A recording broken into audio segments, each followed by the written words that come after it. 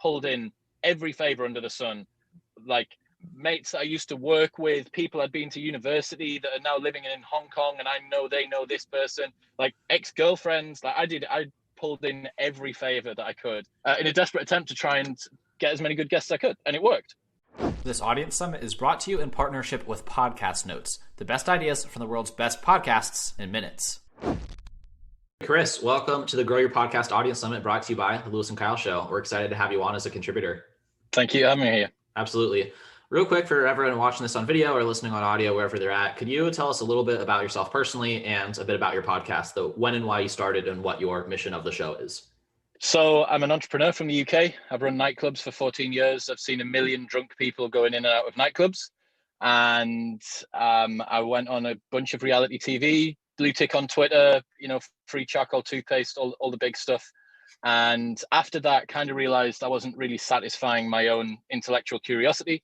Decided to go on as a guest on a few podcasts, really enjoyed the experience, found it very nourishing, made me feel like I'd had a mental floss, I suppose, like my brain had been flossed somehow, and decided I wanted to do it more. Was sick of waiting for people to invite me, so just said I'd start my own. That was Modern Wisdom, started 2018, and now I'm just about nearly 3 years in, just about to cross 10 million downloads, 100K subs on YouTube, 1.6 million downloads last month alone, 100 plus New York Times bestselling authors, Robert Greene, James Clear, Ryan Holiday, Seth Godin. I've had a porn star on.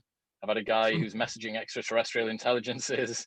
So it's just the full gamut, man. Like, life doesn't come with an instruction manual. And for me, the more interesting and unique people that you get to speak to, the better you can frame your own experiences. And then hopefully I try and take away a few either actionable or at very least insightful ideas from each of the guests. And we publish 3 times a week, and the audience seems to resonate with that. And it's literally where my passion goes now. It's the single most passionate activity that I've got in my life. Well, that is such an awesome introduction to your show and your background, and a super interesting and impressive list of guests for just starting it only 3 years ago. So our first question for you, what has been the most effective marketing channel for growing the audience of your podcast, and how have you used it? Yeah, it's an interesting question. I was lucky that I had a bit of a platform already. So my Instagram had a modest following, maybe 80,000, and my Twitter, maybe 20 to 30,000 or so on that. Audio, I don't think you can really growth hack all that much. For someone to listen on audio, it's not an instinct decision usually. The decision that they make is because they've been introed to you. Maybe they've taken a couple of touch points before they hit the subscribe button. So audio for me, it has hockey sticked, especially this year, but it's been relatively stable. What I've found actually to be really good for driving growth is to use YouTube as the front end of the funnel.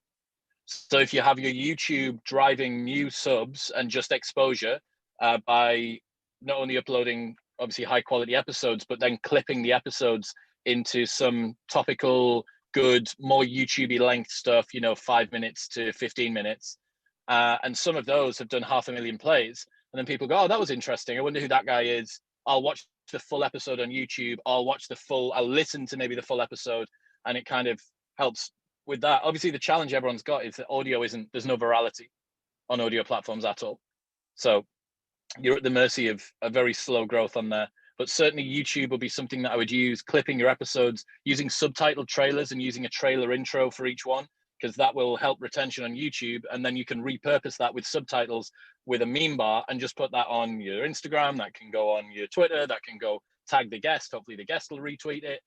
So that little 1 minute clip, supercut perhaps of the episode, or just a 1 minute passage that I really liked that the video guy Dean pulls out, that's really useful as well, because you can just repurpose that across a whole bunch of other channels.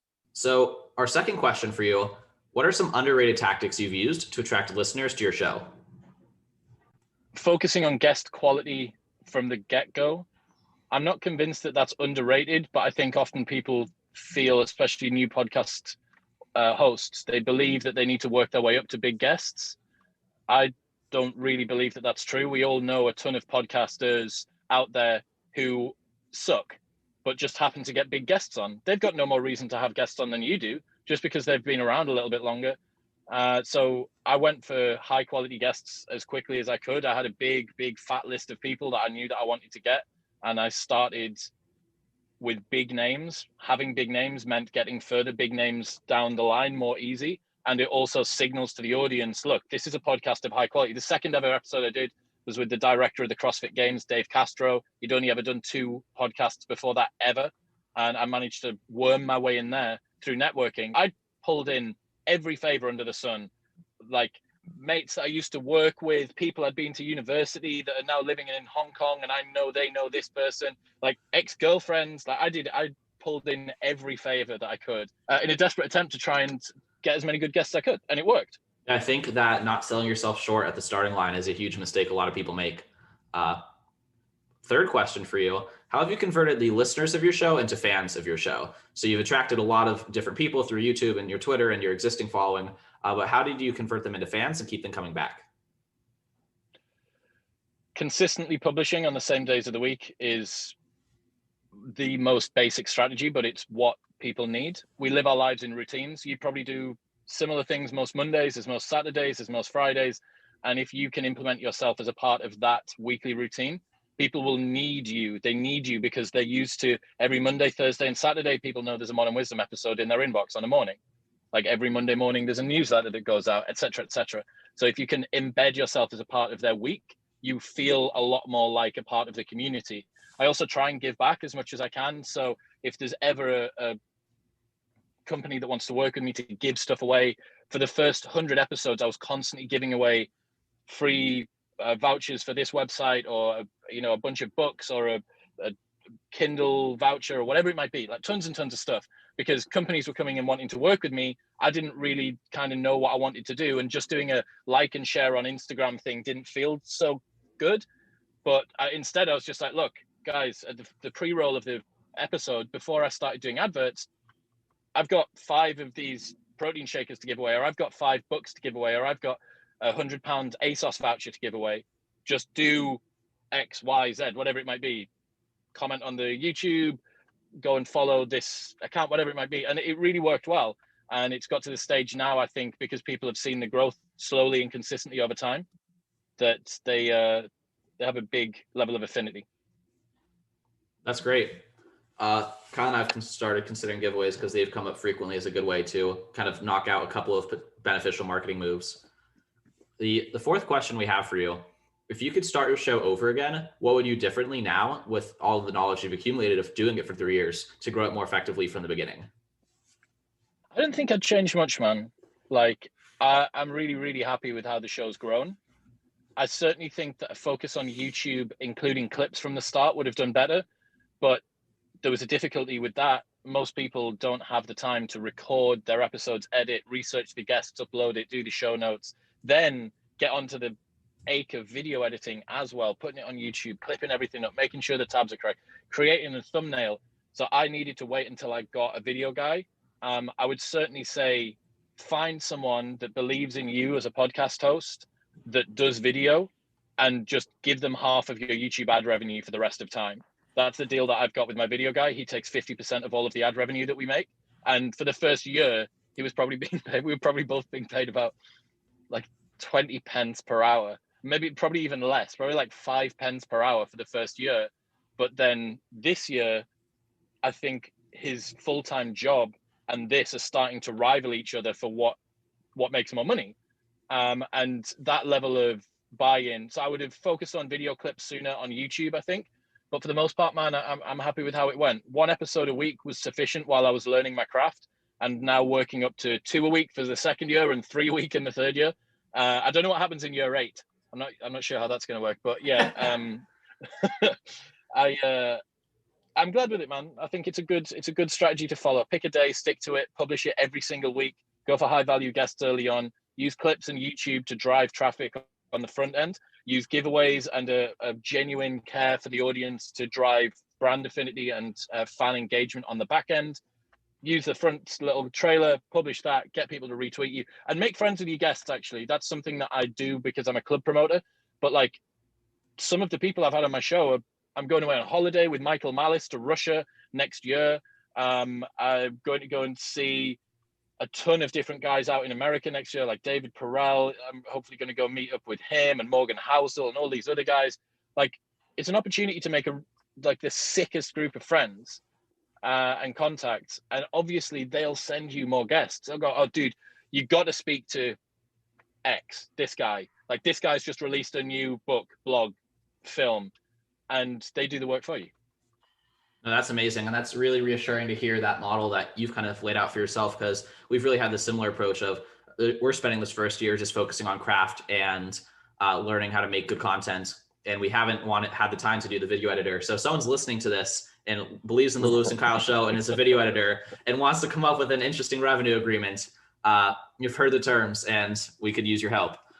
That's awesome though. And David was such a cool, we had him in the summit as well. And he's just such an interesting thinker. So again, to have your podcast introduce you to people like that and be able to call them friends and meet up with them in the real world and kind of share the networks they're building for themselves is such an incredible way to advance, kind of like you said at the beginning, your understanding of the world and just the way you see the world and make sense of it.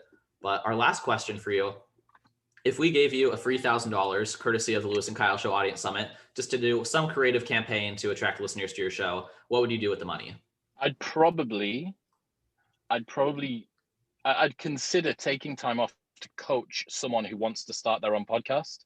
So I'd potentially try and repurpose that money to get someone the setup that they needed, to maybe even give someone 6 months in a studio space, or to, kit out their spare room, and to coach someone through and to actually see how I could get their show, like just how good we could get it to be. I really do enjoy helping other people to find a passion similar to the one that I did. And it would have been awesome if I'd heard me now 3 years ago, because it would have just avoided so much of the questioning and the back and forth.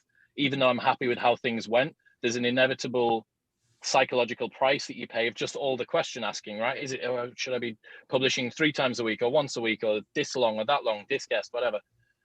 So yeah, I think I'd probably run some sort of maybe academy integrated with a kit perhaps, and then, powered by modern wisdom, and hopefully become the springboard for some awesome new talent. Or maybe do 2 different shows, like one show, maybe a bit more society and culture, and then one really specialized, something cool to do with sports and performance, or to do with physics, or, 2 different ends of the scale, and see how we could build that, and then use it the same way that Jack Butcher has kind of glass-doored visualized value, and to say, look, these are the processes that we're going through. Anybody else that wants to learn along with this, just follow along. I'm going to be coaching these guys, jump in on the calls. And you can do it as well.